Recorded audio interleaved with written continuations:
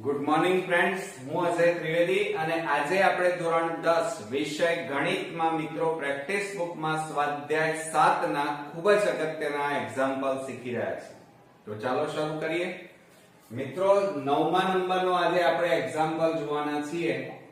હવે એની અંદર જુઓ, આપણને a 1 2 b -2 2 c 1 5 શિરોબિંદુ વાળા ત્રિકોણનું પરિકેન્દ્ર શોધવાનું આપણને કીધું છે. હવે મિત્રો જો આપણને રકમની અંદર પહેલા તો સૌપ્રથમ આપણે રકમની અંદર આકૃતિ દોરી દઈએ. ત્રિકોણ આપણે દોરવો પડશે. તો આપણે આ રીતે આ પહેલો ત્રિકોણ દોરી દીધો, બરોબર. હવે એની અંદર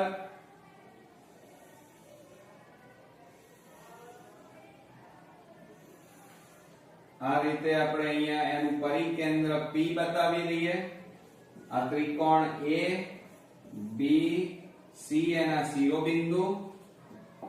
હવે એના યામ લખીએ આપણે. A ના યામ આપણને આપ્યા છે 1 2, પછી B ના યામ આપ્યા છે -2 2 અને C ના યામ આપ્યા છે આપણને 1 5, બરોબર. તો હવે આપણે આ p ના યામ શોધવાના છે, આપણે નથી એટલે xy લઈ લઈએ. ચાલો, તો આપણે સૌપ્રથમ આપણે અહીંયા લખીએ કે ત્રિકોણ ABC માં પરિકેન્દ્ર કયું છે મિત્રો? P લેતા અથવા ધારતા, બરોબર. માટે પરિકેન્દ્ર P ના યામ બરાબર xy લેતા આપ્યા નથી, શોધવાના છે, બરોબર. હવે આપણે શિરોબિંદુના યામ લખીએ તો A ના યામ આપણને કેટલા આપ્યા છે? 1 2, બરોબર. પછી આપણને આપ્યા છે B ના યામ છે -2 2 આપેલા છે. ત્યાર પછી C ના યામ આપણને આપેલા છે 1 5, બરોબર. તો હવે મિત્રો આપણે શું કરી નાખીએ? ચાલો, તો આને આપણે x1 લઈએ, આને y1 x2 y2, આ x3 અને આ y3, બરોબર. બીજી વાત, હવે મિત્રો જ્યારે પરિકેન્દ્ર હોય ત્યારે પરિકેન્દ્રમાં આ PA એ પરિત્રિજ્યા કહેવાય. આ PC અને આ PB એના માપ હંમેશા સરખા થાય. માટે અહીંયા લખાય PA = PB = PC. પરિત્રિજ્યાઓના માપ સરખા થાય એટલે તમારે પહેલા તો PA² PB² અને PC² શોધવું પડે. તો આપણે સૌપ્રથમ પહેલા PA² શોધીએ, બરોબર. પણ અહીંયા જુઓ મિત્રો, પરિકેન્દ્ર P એના યામ કેટલા છે આપણી પાસે શોધવાના છે, એટલે xy લઈએ. તો એના માટે આપણે અહીંયા લખી કાઢીએ x4 y4 લખીએ, બરોબર. હવે P એટલે x4, A એટલે x1. તો એનું સૂત્ર કયું તૈયાર થાય? x4 x1 નો વર્ગ વત્તા y4 y1 નો વર્ગ, બરોબર. આ આપણું સૂત્ર તૈયાર થયું. ચાલો, હવે એમાં કિંમતો મૂકો. PA² બરાબર x4 એટલે x માઈનસ x1 એટલે 1 કૌંસ બાર વર્ગ વત્તા કૌંસમાં y4 એટલે y અને માઈનસ y1 એટલે 2 નો વર્ગ. માટે હવે આ PA² બરાબર, હવે આનું વિસ્તરણ છે ને મિત્રો 7મા 8મા ધોરણમાં આપણે શીખી ગયા છીએ, તો ડાયરેક્ટ કરવું પડે. તો x² - 2x + 1 થાય, પ્લસ આ a - b કૌંસ બાર વર્ગની રીતે આપણે કરવું પડે. તો y² - 2 4y + 2 નો વર્ગ 4. હવે આપણે પદોને જોડે જોડે લખીએ. તો PA² બરાબર શું થાય મિત્રો? જુઓ, x² પછી એની જોડે આપણે y² ને લખીએ, પછી -2x લખીએ, પછી -4y બરોબર. હવે જુઓ આ +1 અને આ +4, આ +1 અને આ +4 એટલે કેટલા થાય? +5. આ આપણને શું મળી ગયું? PA² મળી ગયા બરોબર. ચાલો હવે આપણે PB² શોધવા પડે. તો આપણે પહેલા તો PB² શોધી કાઢીએ. ચાલો એનું સૂત્ર લખીએ કે PB² બરાબર, એનું સૂત્ર લખીએ તો જો P એટલે x4 આવે માઈનસ B એટલે કેટલા આવે? x2 કૌંસ બાર વર્ગ વત્તા y4 માઈનસ y2 કૌંસ બાર વર્ગ બરોબર. ચાલો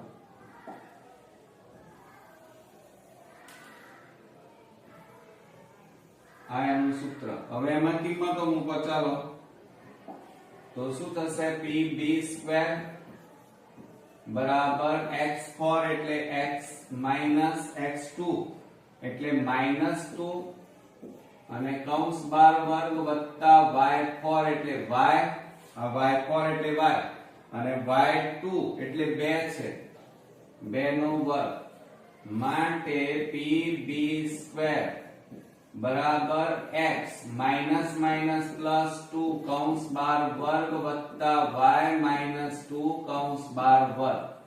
હવે આ બંનેનું a + b કૌંસ બાર વર્ગ અને a - b કૌંસ બાર વર્ગની રીતે વિસ્તરણ કરવું પડે. તો PB² બરાબર આનું વિસ્તરણ કરો તો x² + 4x + 4 plus y² minus 4y plus 4 થાય. હવે પદોની ગોઠવણી કરો. PB² બરાબર x² પ્લસ y² જોડે લાવીએ પ્લસ 4x લખીએ માઈનસ 4y લખીએ પ્લસ. હવે તમે જુઓ આ +4 અને આ +4 એટલે 4 + 4 એટલે કેટલા થયા? 8 થયા. ચાલો તો આ તમને શું મળી ગયું? PB² મળી ગયું બરોબર.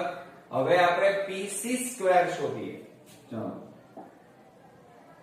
PC² આપણે શોધવું છે તો આપણે અહીંયા લખી કાઢીએ PC² બરાબર કૌંસમાં P એટલે x4 માઈનસ C એટલે કેટલા છે? x3 માઈનસ વર્ગ વત્તા y4 માઈનસ y3 કૌંસ બાર વર્ગ બરોબર. ચાલો આ એનું સૂત્ર તૈયાર છે બરોબર. હવે એમાં કિંમતો મૂકો. ચલો PC² બરાબર x4 એટલે x માઈનસ x3 એટલે 1 કૌંસ બાર વર્ગ વત્તા y4 એટલે y માઈનસ y3 એટલે 5 કૌંસ બાર વર્ગ. આનું વિસ્તરણ હવે કરો. તમને આવડે છે 7મા 8મા ની રીતે. તો x² માઈનસ 2x પ્લસ 1 નો વર્ગ 1 પ્લસ y² માઈનસ 5 દુ 10y પ્લસ 5 નો વર્ગ કેટલો થાય? 25. હવે આપણે પદોને ગોઠવીએ તો શું થશે? જુઓ PC² બરાબર x². હવે પ્લસ y² ને લાવો માઈનસ 2x આ માઈનસ 10y. હવે આ +1 અને આ +25 એટલે કેટલા થાય? +26 થાય બરોબર. એટલે આપણને અહીંયા મિત્રો જુઓ PC² આપણને મળી ગયો. હવે આટલું કર્યા પછી તમારે શું કરવાનું મિત્રો? પહેલા PA અને PB એ બંનેને સરખાવવાના. તો આપણે અહીંયા લખી કાઢીએ કે PA² બરાબર PB² ને સરખાવવાના. આના જે જવાબ આવ્યા છે એને સરખાવવાના. ચલો PA² ક્યાં છે આપણી પાસે? આ રહ્યું જુઓ ઉપર. આ લખાવો તો x² plus y² minus 2x minus 4y plus 5 અને બરાબર PB² ક્યાં છે? જો આ રહ્યા તો તો એ લખાવો x² + y² + 4x - 4y + 8. હવે મિત્રો બંને બાજુ જે સરખું હોય સમાન હોય ઉડી જાય. જો આ x² ઉડે, y² ઉડી જાય અને સમાન પદોને આપણે જોડે લાવવા પડે. તો જુઓ આ -2x, આ +4 ને આ બાજુ લાવો તો -4x, પછી -4y, આ -4y ને આ બાજુ લાવો +4y, +5, આ +8 ને આ બાજુ લાવો -8 બરાબર 0. હવે જુઓ, હવે આપણી લિમિટ પતી ગઈ એટલે હવે અહીંયા બાજુમાં લખીએ.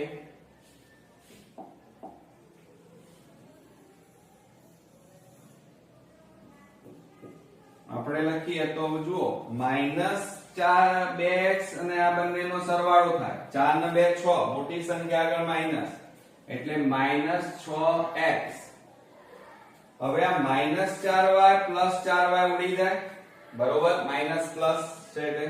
અને 8 માંથી 5 જાય તો 3, મોટી સંખ્યા આગળ માઈનસ એટલે -3 બરાબર 0.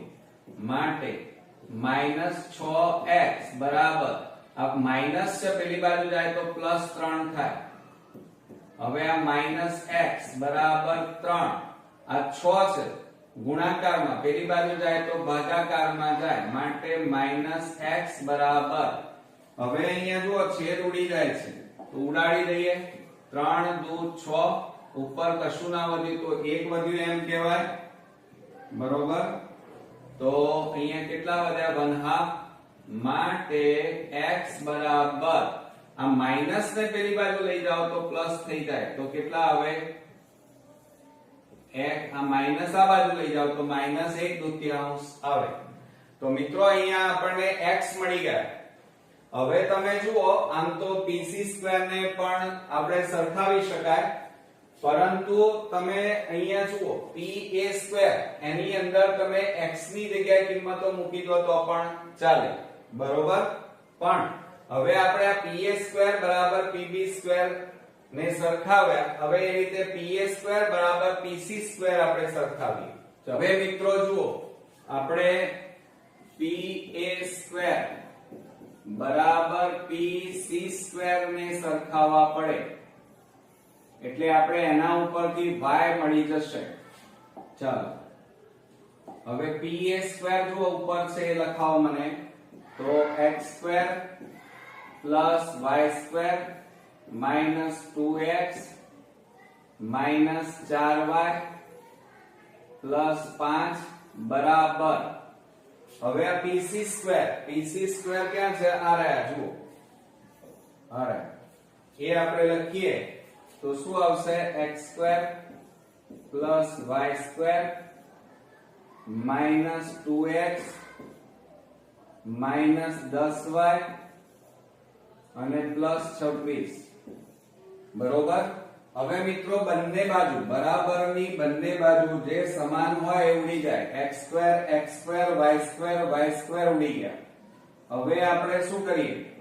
તો જુઓ, હવે સમાન પદોને આપણે જોડે લાવીએ તો આ -2x, બરોબર. આ -2x ના બાજુ લાવો તો +2x થાય. આ -4y, આ -10y ને આ બાજુ લાવો બરાબરની તો +10y, પછી +5, આ +26 ના બાજુ લાવો તો -26 બરાબર કેટલા આવે? 0. હવે અહીંયા જુઓ કંઈક ઉડે છે. આ -2x અને +2x ઉડી ગયા. તો હવે બાકી શું રહ્યું એ આપણે લખી કાઢીએ. ચાલો, તો હવે આ બંને વધ્યા તો પ્લસ માઈનસ માઈનસ, 10 માંથી 4 જાય તો 6y. આ બંનેની બાદબાકી કરો, મોટી સંખ્યા આગળ માઈનસ, 26 માંથી 5 જાય તો 21 બરાબર 0 વધ્યા. હવે જુઓ આ 6y બરાબર -21 પેલી બાજુ જાય તો +21 થાય, માટે y બરાબર આ 21, આ ગુણાકારમાં છે, આ બાજુ જાય તો ભાગાકાર. હવે આપણે છેદ ઉડાડી દઈએ તો 3 દુ 6 અને 3 7 21 થાય, બરોબર. તો માટે અહીંયા લખી કાઢીએ કે y બરાબર આપણને કેટલા મળ્યા? 7/2 આપણને મળે. તો હવે આપણે અહીંયા જવાબ લખવા જઈ રહ્યા છીએ મિત્રો. જુઓ, ચાલો હવે જવાબ માટે જગ્યા કરી નાખીએ. અહીંયા આપણે લખીએ કે ત્રિકોણ ABC ના પરિકેન્દ્ર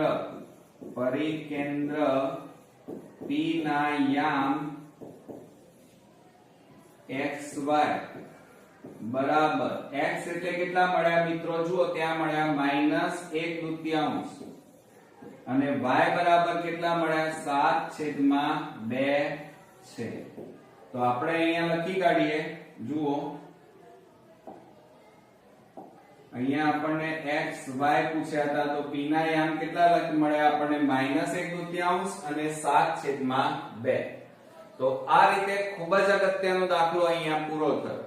નેક્સ્ટ વિડિયોમાં નવા એક્ઝામ્પલ સાથે ફરી મળીએ. ત્યાં સુધી ગુડ નાઇટ ફ્રેન્ડ્સ.